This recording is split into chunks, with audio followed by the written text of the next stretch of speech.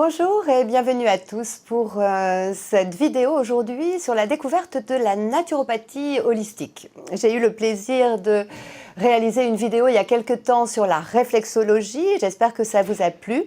Aujourd'hui, c'est bien évidemment une passion que je vais partager avec vous. Je m'appelle Christina Desremeaux, je suis naturopathe, je suis installée à Lambersart depuis plus de 30 ans.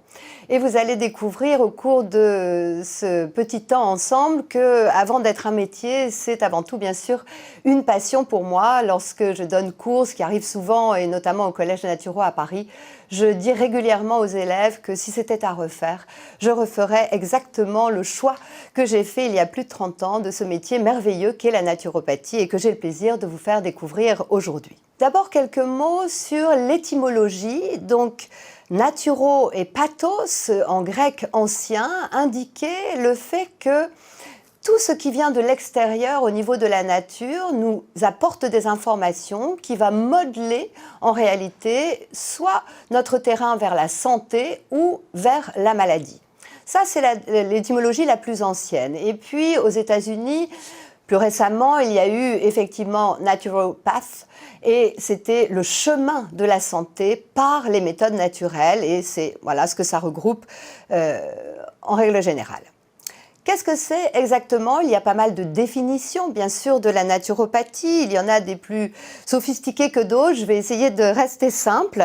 C'est donc une médecine naturelle, instinctive, dans le sens où elle vise à apprendre aux patients à mieux se connaître et à pouvoir ressentir de l'intérieur lorsqu'ils sont dans un état de santé et ce qu'il faut faire pour le maintenir ou, à l'inverse, lorsqu'ils se sentent en déséquilibre et ce qui produit chez eux ce déséquilibre.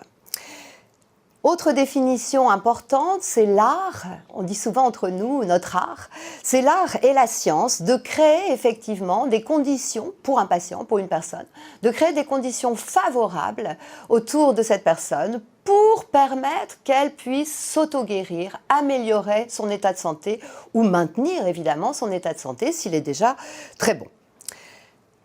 La naturopathie regroupe donc beaucoup de méthodes, une vaste synthèse en réalité de méthodes de médecine naturelle que l'on va appliquer à l'étude, bien sûr. Il faut pouvoir se former à ça, il faut pouvoir les connaître. Et puis, bien sûr, les praticiens pratiquent ces méthodes de santé pour eux-mêmes, pour se maintenir en bonne santé. Et puis, bien sûr, nous sommes formés également à l'éducation, c'est-à-dire à la transmission aux patients de comment faire pour qu'eux-mêmes soient à même de pouvoir s'autogérer et se retrouver dans la meilleure santé possible. Elle s'applique également, bien sûr, cette naturopathie, avant tout à la prévention de la santé, mais aussi à sa restauration lorsqu'il y a un certain nombre de symptômes que nous verrons, bien sûr, puisqu'il y a également des exclusions, et toujours à cette fameuse éducation de la santé pour que le patient soit en partie autonome au fur et à mesure du temps, en tout cas.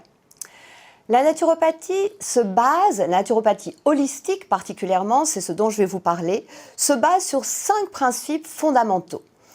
Premier principe, l'holisme. Qu'est-ce que c'est que l'holisme? C'est l'idée que l'homme est effectivement un tout indivisible et qu'on ne peut pas comprendre ce qui perturbe sa santé, ce qui crée chez l'humain un déséquilibre, si on n'étudie qu'une seule partie de lui en la coupant du reste. Et qu'en réalité, le tout est plus que la somme des parties et qu'il faut prendre l'être humain dans sa globalité, à la fois sur le plan physique, mais aussi sur le niveau d'énergie dont il dispose, également sur l'influence de l'émotionnel, de la psychologie également, ce qui peut intervenir dans sa vie du quotidien, et également dans la naturopathie holistique sur l'influence spirituelle, culturelle et spirituelle aussi à laquelle est soumis cet humain. Deuxième grand principe fondamental, le vitalisme. On considère en naturopathie holistique que la matière d'un corps humain est somme toute inerte. Lorsqu'il est en vie, en tout cas, elle est animée d'un principe de vie qui est un principe que l'on nomme le principe d'auto-guérison, ce que l'on voit notamment par le fait d'une blessure, d'une petite coupure, d'une brûlure, d'une fracture, que le corps va réussir à auto-guérir par lui-même, sans que, même si on y apporte quelques aides extérieures, en tout cas, la guérison se fait par elle-même. Je repensais également à la problématique des papillomavirus chez de nombreuses jeunes femmes, où on constate qu'il y a effectivement une problématique de ce type, mais on sait que dans les 6 mois, l'année qui vient, en général, le corps va s'auto-guérir par lui-même. Donc cette force-là, c'est vraiment ce qu'on appelle la force d'auto-guérison. Et c'est ce qui constitue ce principe fondamental qu'est le vitalisme, la vitalité dont dispose une personne. Troisième grand principe, l'humorisme. Alors ça n'a rien à voir avec l'humour, mais ça a à voir avec la qualité des humeurs qui composent notre corps d'humain. Il faut savoir que le corps humain est composé à peu près à 70-71% de liquide, incluant bien sûr le sérum physiologique, le liquide interstitiel, la lymphe, le sang bien évidemment, et que donc c'est une énorme partie de nous qui est composée de liquide organique. Selon la pureté, la qualité, la fluidité de ces liquides ou au contraire la stagnation, on va avoir effectivement une influence très importante pour nous en naturopathie holistique sur la santé de la personne. Quatrième principe fondamental, le causalisme. On est loin avec la naturopathie holistique, on est loin d'une médecine symptomatique. On va évidemment veiller à prendre soin des symptômes que la personne nous présente lorsqu'elle vient consulter, mais on ne s'occupe pas que du symptôme. Ce qui nous intéresse particulièrement, et c'est là où notre métier est vraiment passionnant, parce qu'on est comme des détectives, à la recherche véritablement de ce qui peut avoir causé en réalité ce problème ou ce déséquilibre. La médecine hippocratique, Hippocrate étant le père vraiment très ancien de la naturopathie, Hippocrate disait à l'époque, lorsque vous rencontrez un patient, si vous voulez être un bon médecin, trouvez la cause de son déséquilibre et traitez-la. Si vous voulez être un excellent médecin, trouvez la cause de son déséquilibre et traitez-la. Et si vous voulez être enfin un excellent et authentique thérapeute, alors trouvez la cause de son déséquilibre et traitez-la. Donc c'est ce à quoi on va s'appliquer, bien sûr, en naturopathie, de trouver la cause de la cause, c'est vraiment le mot d'ordre. Et bien évidemment, au-delà des problématiques physiques et organiques, on va investiguer sur le vécu de la personne, son histoire, les éventuels traumatismes, chocs, etc., qui peuvent avoir influencé en faveur de la santé ou au contraire en faveur de la maladie. Cinquième principe fondamental, et le dernier, je vous rassure, l'individualisme. Il n'y a pas de recette miracle, on ne peut pas imprimer un formulaire de programme d'hygiène vitale naturopathique et le distribuer, l'envoyer sur les boîtes mail de tout le monde. Ça ne fonctionne pas comme ça, c'est vraiment totalement unique, personnel et individuel en fonction de qui l'on a face à nous. On va vraiment spécifier des choses et d'un programme d'hygiène vitale à l'autre, entre 2 patients, il va y avoir des différences importantes, mais bien sûr toujours en s'occupant de traiter et d'améliorer son terrain le plus possible et de trouver la fameuse cause de la cause de la cause. Une séance de naturopathie, en quelques mots, comment ça se passe? Eh bien, il y a d'abord un premier temps, ce que nous appelons, nous naturopathes, l'anamnèse. L'anamnèse comprend une série de questions, une partie d'entretien en réalité avec le patient, où on va s'interroger sur son hérédité, sur son parcours, santé ou maladie, sur les opérations qu'il a pu subir, sur les changements de vie, de climat, de profession, etc., qui ont pu intervenir. En tout cas, quelque chose qui concerne véritablement le plan physique et les grands systèmes, bien sûr, de son corps, pour pouvoir évaluer en fait où il en est et s'il a été plutôt en bonne santé ou au contraire s'il y a déjà beaucoup de pathologies qui se sont accumulées au fil du temps. Deuxième chose, on va évidemment s'intéresser énormément à son terrain. Qu'est-ce que c'est que son terrain? C'est une combinaison à la fois de l'hérédité, donc de la constitution qu'il a reçue par la naissance, et puis de ce qu'il en a fait au cours du temps. C'est ce qu'on appelle sa condition. ce qu'on appelle également parfois les diathèses, c'est-à-dire l'état de son terrain à un moment donné de sa vie, sachant que ça va être bien sûr évolutif en fonction d'un grand nombre de facteurs qui peuvent impacter bien sûr sur tous les plans de sa vie, et c'est ça qui nous intéresse et qui nous occupe particulièrement. Ensuite, on va avoir un temps pour palper le patient et regarder un certain nombre de choses, notamment son visage, la structure osseuse, les mains, les empreintes digitales, l'iris notamment, en iridologie, l'étude de l'iris au niveau de l'œil. Beaucoup de choses que l'on va détailler comme ça et qui vont nous permettre effectivement de faire un bilan plus spécifique qui met en relief quel est le tempérament de cette personne. Tout d'abord, est-ce que c'est quelqu'un qui, au fil du temps, va plutôt vers la dilatation, c'est vraiment quelque chose d'important dans les deux grandes constitutions naturopathiques. On a effectivement les terrains qui ont tendance avec le temps à se dilater et puis les terrains qui, avec le temps, ont tendance à se rétracter. Ça, ce sont les deux grandes constitutions de base en naturopathie. Et puis, bien sûr, après, il y a beaucoup de finesse et de détails, de plus en plus vers la dilatation ou de plus en plus vers la rétraction, évidemment, que l'on va observer. Et puis, il y a bien sûr, pendant l'entretien également, une écoute importante de son vécu.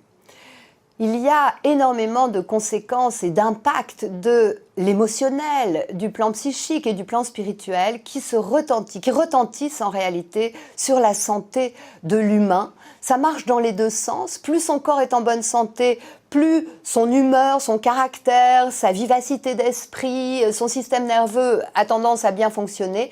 Et l'inverse est vrai. Plus il est contrarié, en prise à des conflits, que ce soit sur le plan privé ou le plan professionnel, ou des difficultés d'ordre financier ou de chômage ou de toute autre chose qui peut impacter son quotidien, évidemment, cela a aussi des répercussions sur son niveau de santé et sur son équilibre général. Une fois que l'on a fait donc l'anamnèse, qu'on a étudié le bilan, la constitution, l'évolution et qu'on a pris un temps pour la palpation et évaluer effectivement les indices de vitalité, le taux de vitalité de cette personne, alors il nous revient ensuite, en tant que naturo, de rédiger ce que nous appelons un programme d'hygiène vitale et qui va être, lui, totalement individualisé, spécifique, unique à cette personne, avec des recommandations sur le plan alimentaire, sur le plan du rythme et de l'hygiène de vie de manière générale, des apports également et des conseils sur le plan de l'activité physique, du sport pour éviter la sédentarité et également en total de 10 techniques naturaux qui incluent donc les 3 premières, l'hygiène alimentaire, l'hygiène du système nerveux et du rythme et l'activité physique pour éviter la sédentarité, et puis d'une dizaine d'autres techniques qui incluent notamment la phyto, la réflexologie, le massage, les techniques respiratoires, les soins par l'eau, l'hydrothérapie, etc., etc. Elles sont au nombre de 10 et même un peu plus d'ailleurs selon les formations spécifiques de tel ou tel naturo que vous pouvez éventuellement consulter. Alors à qui s'adresse la naturopathie ? Eh bien, à tout le monde et à tout âge. Ça, c'est la bonne nouvelle. On a effectivement, pendant la grossesse, pour les femmes enceintes, à part pour les grossesses à risque et suivies de manière médicale, beaucoup d'apports possibles par le biais de la naturopathie pour aider évidemment à éviter un certain nombre de carences, pour pouvoir atténuer les petits problèmes liés à la grossesse et à la dominance de la progestérone pendant la grossesse, c'est-à-dire les nausées du début de grossesse ou bien des petites douleurs dorsales vers la fin, quelques difficultés digestives, ou problèmes de sommeil, etc. etc. On consulte également souvent les enfants. Alors, ce sont les parents qui les amènent, évidemment, mais quelle que soit la problématique de l'enfant, des problèmes ORL, à une instabilité effectivement sur le plan du système nerveux. On voit beaucoup d'enfants qui ont ce qu'on appelle des troubles du déficit de l'attention également en naturopathie, et puis pas mal de problématiques du sommeil ou des problèmes de peau, d'asthme, etc. De petites choses qu'on peut vraiment énormément aider. Voilà, 30 ans que je suis installée en naturo et croyez-moi, les résultats sont vraiment très impressionnants. Bien sûr, les adultes, et particulièrement les adultes qui somatisent à cause du stress. Donc vous imaginez, ça fait beaucoup de monde. Sous l'effet du stress, il y a des zones de somatisation à tous les endroits du corps, mais particulièrement le digestif, le sommeil, l'anxiété, le système nerveux, bien évidemment.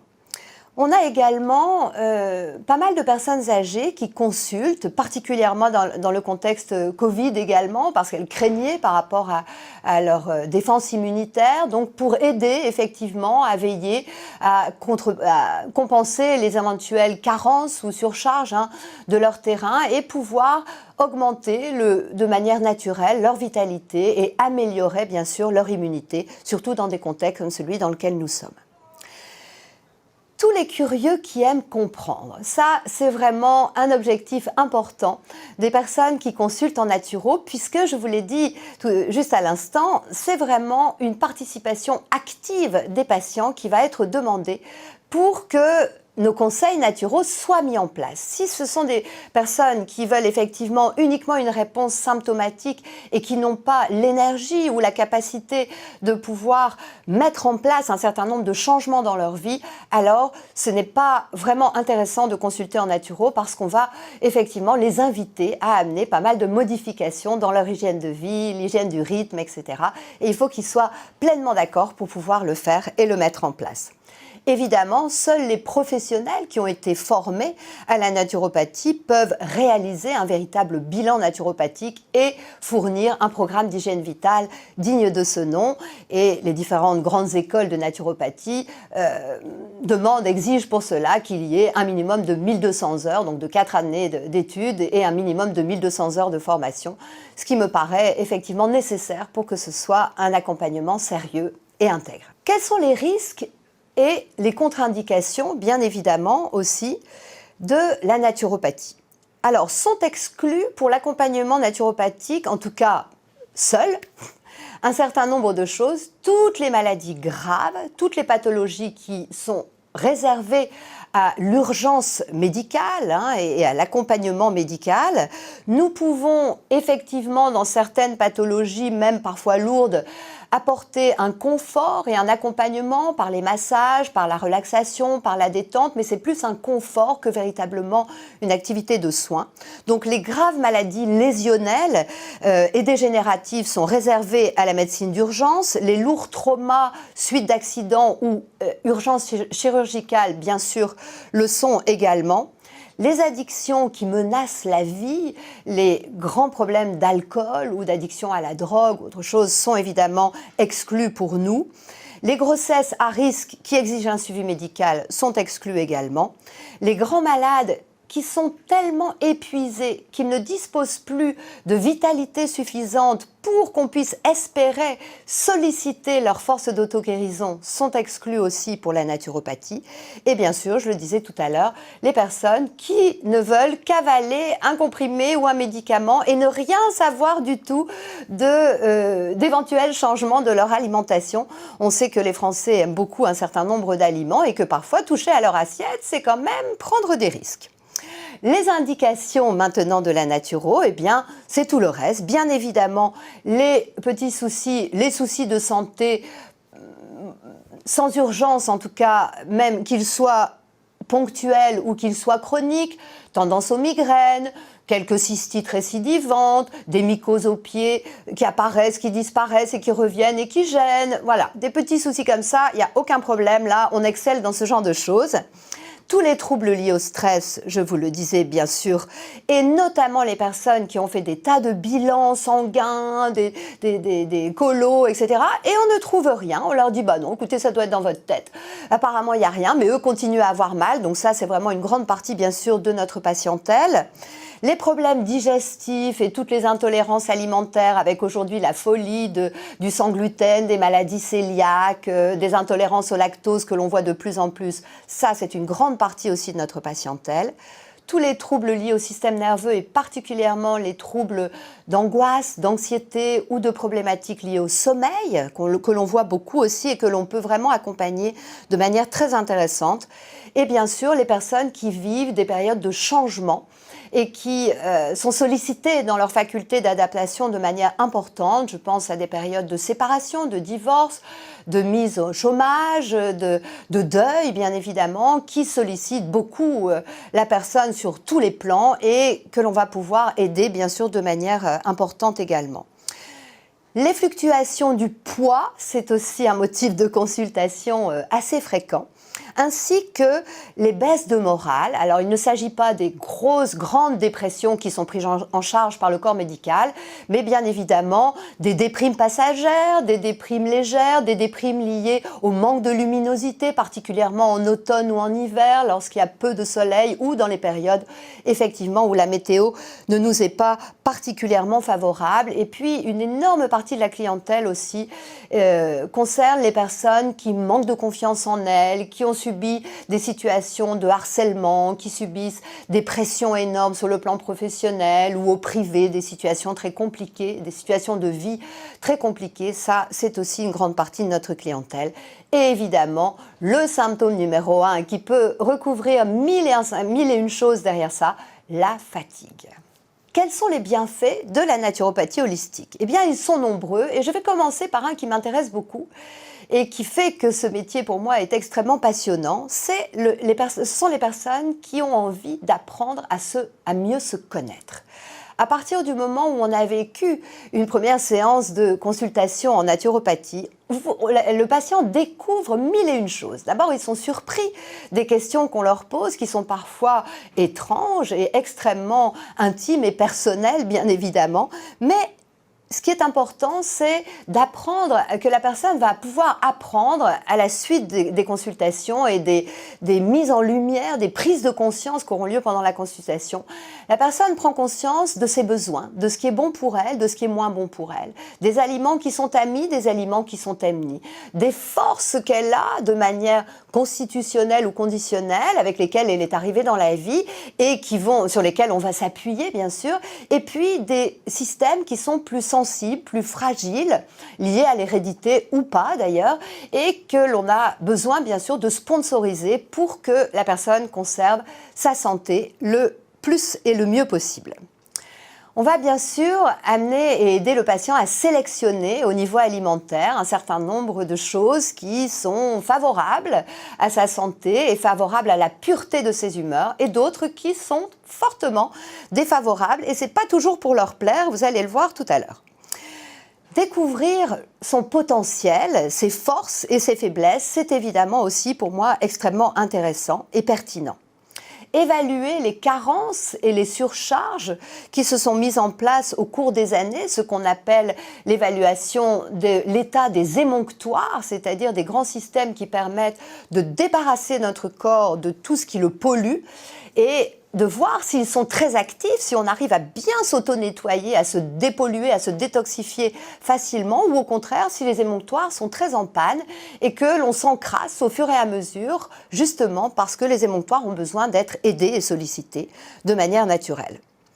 Améliorer notre mode de vie, notre rythme également, c'est vraiment souvent quelque chose d'important, surtout à une époque où le stress est devenu une problématique majeure pour quasiment tout le monde. Qui n'est pas soumis à des pressions? C'est devenu vraiment très rare aujourd'hui. Booster le terrain de la personne, augmenter sa vitalité, les sources de contact avec la nature, ce qui va pouvoir le recharger, l'aider à se déstresser, à décompresser. Ça, c'est très important. Et donc, comment on va pouvoir l'aider à gagner en énergie avec des tas de techniques, dont les fameuses 10 techniques dont je vous ai parlé tout à l'heure, par les plantes, par les aimants, par le massage, par les huiles essentielles, par la réflexologie, etc. Également, les bienfaits, c'est de pouvoir augmenter vraiment de manière intéressante notre immunité, nos défenses immunitaires. Il faut savoir que notre système immunitaire est très lié à la qualité et à la force de notre système glandulaire et à la force également de notre système nerveux. C'est ce qu'on appelle notamment les risques d'immunodépression et en naturo ce qu'on appelle le danger d'aboulie, c'est-à-dire que parfois un de ces trois systèmes s'effondre et il entraîne les deux autres avec lui, ce qu'on appelle les problématiques d'immunodépression, effectivement, où le système glandulaire et le système nerveux sont fortement affaiblis eux aussi. Apprendre à améliorer et à assainir notre flore intestinale. Aujourd'hui, il y a pléthore de livres, d'articles qui nous parlent et nous reparlent de l'importance de notre écosystème intestinal et c'est effectivement un point central au cœur de notre programme d'hygiène vitale en naturopathie. Mieux gérer le stress, on l'a vu tout à l'heure, avec des techniques de respiration, de sophro, de relaxation, de méditation, une technique que l'on a à notre disposition et on va chercher avec le patient ce qui lui convient le mieux et ce qu'il va prendre le temps de faire, même s'il est terriblement stressé, parce qu'il faut souvent que les patients attendent souvent et espèrent souvent apprendre à se relaxer, mais de manière rapide, parce qu'ils n'ont pas le temps. Donc ça, c'est quand même un défi que j'aime relever et qui me passionne aussi. Diminuer les risques d'invalidation et embellir et rajeunir malgré l'avancée en âge, c'est un défi aussi que j'aime relever grâce aux antioxydants, aux aliments fortement vitalisants, au contact avec la nature qui peuvent être aussi, quand on les connaît, très vitalisants pour le corps et la capacité à désacidifier, à garder la souplesse du corps jusqu'à un âge avancé. L'idéal n'étant pas de vivre le plus longtemps possible, mais de vivre le plus longtemps possible dans le meilleur état de santé possible. Bien évidemment, il faut conjuguer les deux ensemble. Améliorer l'humeur, le tonus, le moral des troupes, c'est vraiment aussi un axe important en naturopathie puisqu'on constate sur le terrain qu'en améliorant l'hygiène de vie des patients, en l'espace de 3 mois de temps, on a une amélioration de 20 à 60% de leur morale, de leur humeur, de leur caractère et de leur gestion du stress et des conflits autour d'eux. Donc ça, pour moi, c'est précieux également. Alors, l'efficacité a-t-elle été démontrée? Eh bien, regardons un peu l'historique un peu de la naturo et les expériences qui ont confirmé effectivement que c'est une technique et une médecine naturelle valide. Tout d'abord, la naturopathie holistique a été définie et confirmée comme étant la 3e médecine naturelle au monde par l'OMS, l'Organisme mondial de la santé, après la médecine ayurvédique, qui est la médecine traditionnelle de l'Inde, et la médecine chinoise, qui est assez connue, elle également. C'est une médecine qui est présente depuis plus de 8000 ans et qu'on retrouve en naturopathie, qui regroupe en fait une vaste synthèse de toutes ces techniques naturelles utilisées depuis 8000 ans avant notre ère, avant le Christ. Et ça, c'est déjà aussi la preuve que si ça dure aussi longtemps et si ça perdure à travers le temps, qu'il y a effectivement des bienfaits qui sont constatés. La naturo regroupe toutes les bases, bien sûr, de toutes les grandes médecines traditionnelles de par le monde, qui ont tout en commun de se souvenir, bien sûr, que tout est lié et qui s'occupent à la fois du corps, mais du corps et de la vie du cœur également, et également de la vie de l'âme. Donc c'est ce qui est le point commun avec toutes les grandes médecines naturelles et bien sûr au centre de la naturopathie holistique. Hippocrate en est le père, je vous le disais au début de ce petit entretien. C'est lui qui a dit que ton aliment soit ta première médecine et c'est également lui qui a dit ce fameux tolle causam, c'est-à-dire occupe-toi de la cause, de la cause, de la cause. Donc tout vraiment a été rassemblé sur les bases de la naturo par Hippocrate et bien sûr ça a été revu et spécialisé, magnifié, embelli, je sais comment dire, au fur et à mesure du temps par un certain nombre de personnages. De l'Antiquité jusqu'au XVIIe siècle, c'est vraiment la médecine de base, en fait, qui est le point commun de toutes les médecines communes à tous, qui prend soin notamment du terrain et qui évolue bien évidemment sous le regard et avec l'aide de la science. On a également un personnage important qui est une sainte, qui s'appelle Sainte Hildegarde de Bingen, qui est une abbesse du XIIe siècle, qui a qui est vraiment aussi une des grandes mères de la naturopathie holistique, puisqu'elle a écrit énormément sur l'importance des différents aliments, des humeurs dans le corps, de la phytothérapie. Elle a beaucoup étudié aussi la science des pierres précieuses et des cristaux, avec des confirmations aujourd'hui scientifiques de tout ce qu'elle a dit à l'époque, au XIIe siècle, alors que la science ne permettait pas, bien sûr, à ce moment-là, de le prouver. Donc vraiment, une littérature absolument fabuleuse et un personnage haut en couleur pour nous autres naturaux. Nous avons ensuite Paul Carton, qui est un homme important, qui a beaucoup renouvelé et développé en réalité les différents tempéraments qu'avait édité Hippocrate à l'époque, et il les a définis notamment par 4 tempéraments de base qui sont le tempérament sanguin, le tempérament bilieux, le tempérament nerveux et le tempérament lymphatique, ce que l'on a développé encore par la suite avec le professeur Marchesso. Vous voyez ici que là, on se rapproche, 1935 et 1994, qui a vraiment mis au point et développé de manière merveilleuse la naturopathie sous sa forme holistique, en affinant les 4 tempéraments de base d'Hippocrate, tels qu'on les utilise aujourd'hui de manière encore plus affinée en naturopathie holistique. Et puis, on a bien sûr le docteur Kousmine et le professeur Seignalé, qui sont 2 noms importants, notamment qui ont beaucoup œuvré pour faire comprendre et mettre en relief et prouver l'importance de l'écosystème intestinal, de la flore intestinale, nos intestins, notre deuxième cerveau, et l'impact de la flore intestinale et ses conséquences, même dans les pathologies lourdes telles que le cancer et les maladies auto-immunes. Donc ça, ce sont des ouvrages, il y a beaucoup de livres écrits bien sûr, et c'est très important, très intéressant. Et puis, pour la naturopathie, on a bien évidemment la création de l'association de l'Omnes, O-M-N-E-S, en 1981, qui est donc l'organisation de la médecine naturelle et de l'éducation sanitaire, qui est vraiment un gage de professionnalisme et d'éthique pour les naturaux.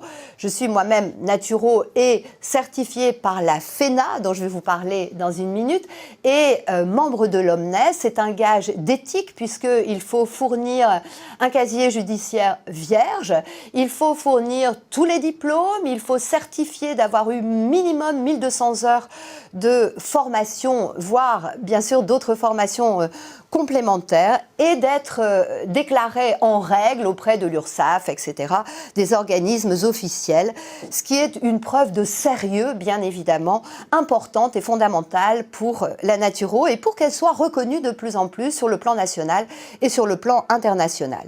Un certain nombre de personnes s'occupent de ça et s'en sont beaucoup occupées. C'est notamment le cas de Daniel Kieffer, dont je vais vous parler tout de suite, qui a été le président de la FENAMAN, qui a été créée en 1985 et qui est devenue la FENA depuis quelques années.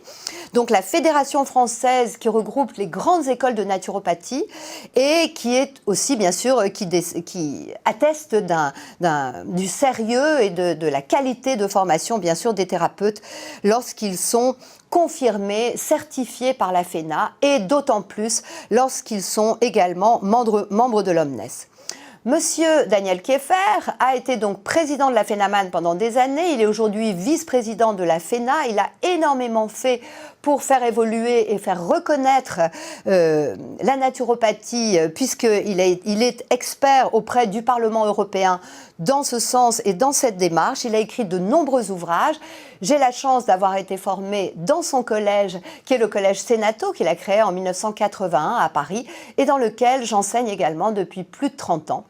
Et c'est vraiment une expérience formidable. Donc voilà, je lui rends hommage aussi au passage.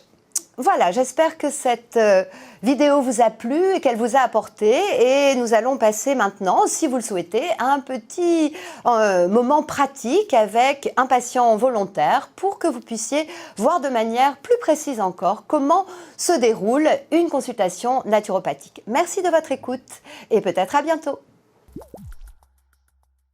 Nous avons terminé l'anamnèse avec ma charmante patiente volontaire, et il y a un certain nombre de choses effectivement qui se sont mises en relief, notamment un terrain qui est quand même plutôt en acidose, puisque madame vient consulter pour une problématique de douleur, à la fois au niveau du dos, mais un petit peu au niveau articulaire également.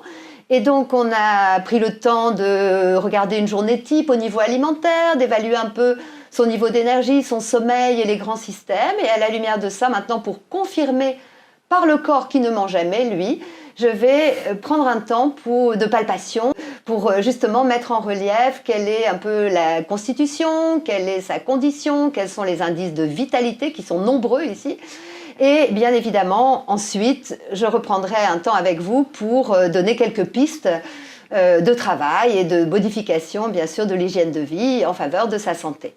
Maintenant, on va regarder effectivement le type de constitution de madame et également certains indices de vitalité qui nous intéressent puisque ça va être les points forts sur lesquels on va s'appuyer pour stimuler son terrain et pouvoir compenser d'éventuels systèmes qu'on a vus en le détaillant qui sont un petit peu plus problématiques. Donc déjà au niveau de la constitution, vous ne pouvez pas vraiment vous le voir à cause des masques, mais madame a vraiment le visage qui rentre dans un cadre plutôt rectangulaire avec un petit affinement du bas du visage, ce qu'on appelle plutôt dans le mode de la rétraction, donc dans les constitutions naturaux, c'est plutôt du côté des neuroarthritiques que du côté de la pléthore et de la dilatation, hein, comme on pourrait avoir aussi. Et le cadre du visage qui rentre comme ça dans un rectangle avec le menton un peu affiné, c'est ce qu'on appelle le terrain respiratoire. Donc, c'est une toute petite rétraction par rapport à l'idéal qui est le cadre musculaire qui rentre dans un parfait rectangle au niveau du visage et c'est un terrain qui gagne à être en plein air, à être en contact avec la nature, à faire beaucoup de sport, à beaucoup s'oxygéner parce que c'est ça qui va lui permettre de maintenir un très bon niveau d'énergie. Ensuite, au niveau des constitutions, on peut regarder un certain nombre de choses également, notamment la forme du crâne. Ici, on a différentes constitutions en naturopathie et on peut remarquer que soit parfois c'est le front qui est très grand avec une implantation des cheveux qui est assez reculée, donc on a un grand espace entre les sourcils et l'implantation des cheveux, auquel cas ce serait un type plutôt qu'on appelle hypophysaire. Ici, quand j'ai fait la palpation, au niveau de l'arrière et au niveau de la puissance de la nuque, ici, on n'a pas une puissance de nuque énorme comme on aurait sur quelqu'un qui est sur une dominante, un type surrénalien. On est plutôt sur une largeur, ici, du crâne en hauteur et ce qu'on appelle un type thyroïdien, ce qui donne plutôt une constitution de quelqu'un qui va être très en lien avec ses émotions et avec l'affectif et dont la santé peut être influencée beaucoup par ce domaine, effectivement, dans sa vie. D'autres signes de constitution, des pieds qui sont bien implantés, assez larges, une très bonne constitution, bien accrochée au sol. Et par contre, une constitution au niveau des mains qui est beaucoup plus fine, avec ici des mains qui sont un peu fraîches au niveau des doigts. Une paume qui est colorée mais qui est plutôt sèche, donc un tempérament bilieux, c'est comme ça qu'on va l'appeler en naturo. Bilieux mais suivi de très près par le tempérament nerveux parce que les doigts sont un petit peu noués, assez cintrés quand même au-dessus. On voit pas mal les cordes ici également. Ils sont longs mais assez fins. Et donc, un tempérament bilieux suivi de très près par le tempérament nerveux. Donc, ce qui contraste avec les pieds où on a une constitution qui est beaucoup plus forte au niveau des pieds et une finesse ici, donc, ce qui va donner la complexité effectivement et une complémentarité aussi dans votre terrain. Parmi les indices de vitalité, vous pouvez le voir, des sourcils absolument magnifiques, puissants, bien fournis jusqu'au bout, qui signent effectivement une grande force glandulaire et une grande vitalité, une très bonne constitution de départ. Des oreilles, on regarde la taille des oreilles, plus les oreilles sont bien dessinées et le lobe est quand même important ici. Elles ne sont pas immenses comme les oreilles des grands-pères, parfois avec des grands lobes, vous savez, mais elles sont vraiment de belle taille déjà. Et puis, donc ça, c'est un signe de bonne constitution. Et puis, la dureté en fait du cartilage qui nous donne une idée de la minéralisation de votre terrain également, puisque par rapport à la problématique qu'on a décelée, qui est un terrain qui est quand même acidifié et très acidifié par le stress. On a vu qu'il y avait des douleurs au niveau du dos, au niveau de certaines articulations. Et donc ça, c'est souvent lié effectivement à un terrain qui s'acidifie, qui se rétracte un petit peu, qui est mis sous tension et qui va être très sensible par rapport au stress également. Donc on a vu la qualité des cheveux, on a regardé la qualité des ongles, ils sont peu striés et rainurés, ce qui veut dire que il y a un peu d'acidification du terrain, mais ce n'est pas énorme, sinon ils auraient tous des stries longitudinales où ils seraient cassants, où vous perdriez vos cheveux, vos cils, etc. Les indices de vitalité sont en lien aussi avec le tempérament chaud ou froid, donc vous n'êtes pas quelqu'un de frileux, ce qui signe une bonne vitalité, mais par contre, on voit le côté nerveux qui vient piquer quand même derrière, puisque les extrémités, elles sont froides au niveau des mains et des pieds, alors que le reste du corps est chaud. Donc ça, c'est vraiment beaucoup plus directement lié au système nerveux. On a également pu prendre le temps de regarder un peu l'iris tout à l'heure, avec la lampe d'iridologie, et de pouvoir détecter dans la couleur de l'œil qu'il y avait effectivement une très bonne constitution, mais pas mal d'imprégnation de stress, et des choses à voir aussi sur le plan digestif de manière générale qui pourraient être améliorées puisqu'on a une coloration qui vient couvrir autour de la pupille centrale et qui signe pour nous que l'intestin pourrait être amélioré par rapport à ce qu'il est là actuellement. Pour le reste, une très bonne vitalité. On a regardé donc la journée type pour voir s'il y avait de la triche, s'il y avait du café, s'il y avait des dopants, du tabac, mais ce n'est pas le cas à part éventuellement un peu de café. Donc voilà les différentes palpations qu'on peut faire. J'ai regardé également à la loupe les empreintes digitales. Donc ça, ce sont les constitutions liées aux empreintes digitales. Elles sont uniques à chacun, ce qui permet de nous identifier bien évidemment. Et on a 4 types d'empreintes possibles. Et ici, dans ce cas, on a 7 doigts qui portent une empreinte de doigt mobile, donc une empreinte digitale qu'on reconnaît particulièrement pour ça. Une empreinte sédentaire, une empreinte réalisatrice et une empreinte nerveuse. Donc on a vraiment une majorité en fait comme on retrouve au niveau du crâne, de sensibilité à l'émotion, à la relation, au contact avec les autres, etc. Souvent on choisit d'ailleurs des métiers qui sont en lien avec ça.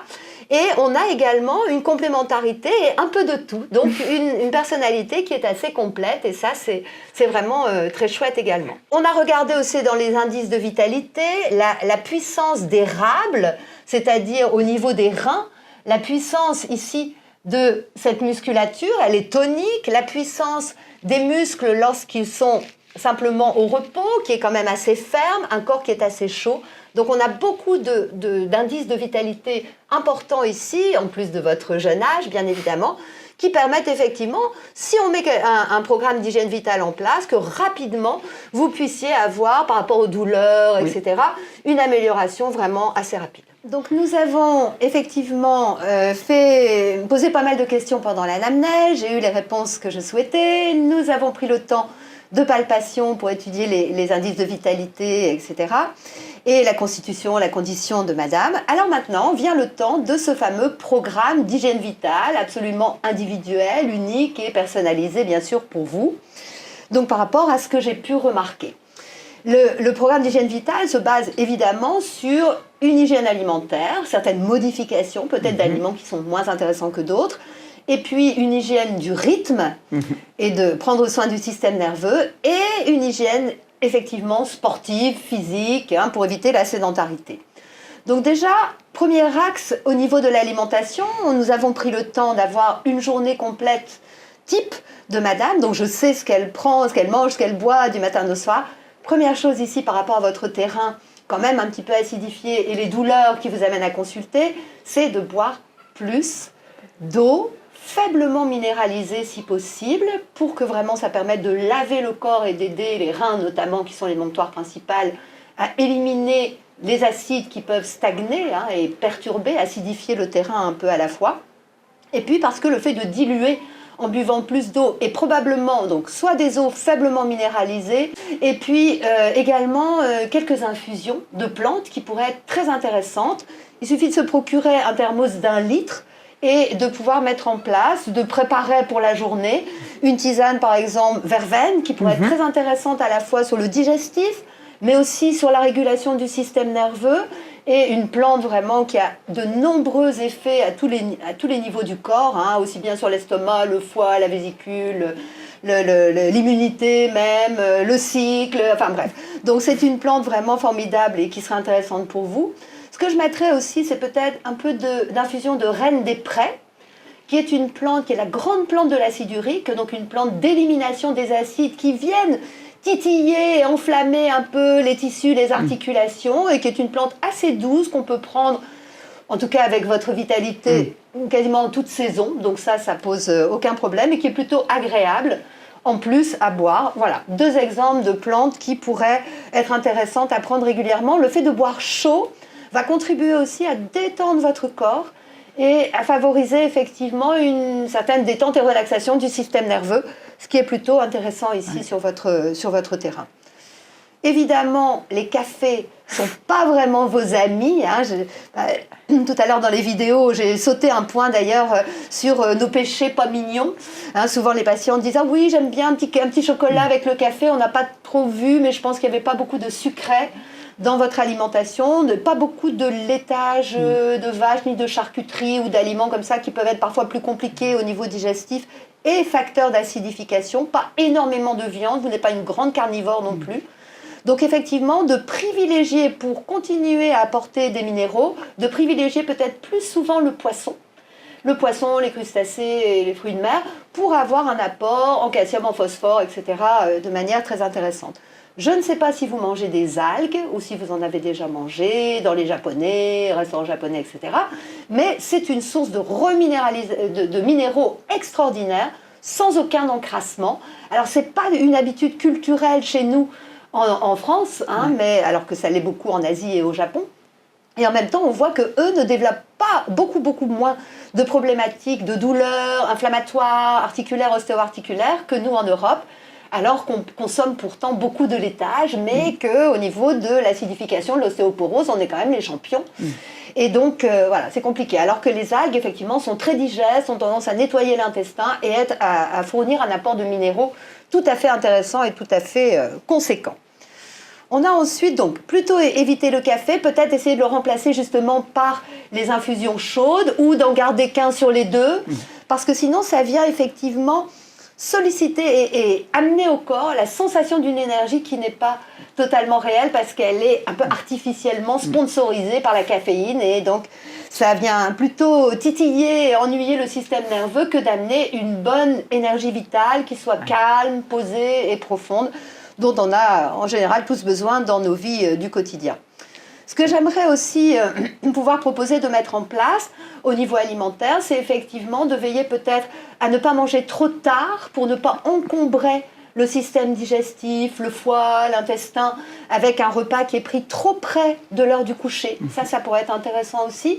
Et éventuellement, surtout à la bonne saison, de prendre le temps d'une balade, d'aller faire un tour de pâté de maison, d'aller marcher, d'aller se promener un peu, et d'avoir vraiment un sas de décompression entre la journée intense de stress quand même au boulot et puis la mise en place du sommeil, même si votre sommeil est bon et qu'il semble assez récupérateur quand même, et surtout sur votre terrain par rapport à votre constitution et votre tempérament, de veiller à rester dans des horaires de coucher assez tôt, pas trop tardifs, et à se réveiller en pleine forme le lendemain matin. Pas trop tard non plus. Si vous inversiez vos rythmes naturels et d'origine, hein, de naissance, qui étaient effectivement lève-tôt, couche-tôt, si on inversait ça en devenant couche-tard, lève-tard, franchement, ce ne serait pas favorable au maintien de votre santé, au maintien de votre énergie générale. Indépendamment de l'alimentaire, donc voilà, on va faire attention au sucré, on va faire attention au soda, mais enfin tout ça, vous aviez déjà une assez bonne hygiène de vie, donc ça ne posait pas vraiment de problème. Il y a déjà des herbes, des épices, des aromates, donc ça c'est formidable au niveau digestif, bien sûr. Il y a une chose que je voudrais ajouter pour vous, c'est du cru.